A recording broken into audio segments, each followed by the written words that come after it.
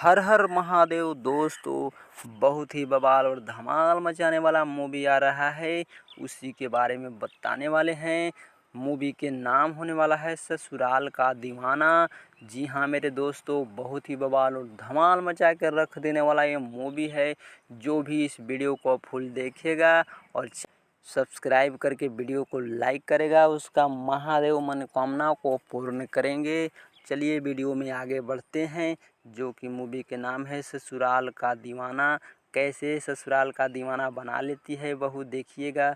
बवाल धमाल ये मूवी होने वाला है। एकदम खतरनाक लेवल का ये मूवी होने वाला है, जो कि ये फुल मूवी आ रहा है ससुराल का दीवाना। बवाल धमाल मूवी होने वाला है।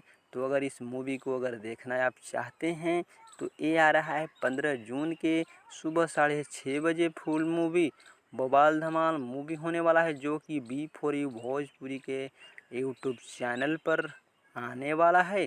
तो देखिएगा, बवाल मूवी है। मिलते हैं अगले नेक्स्ट वीडियो में। वीडियो अच्छा लगा हो तो चैनल को सब्सक्राइब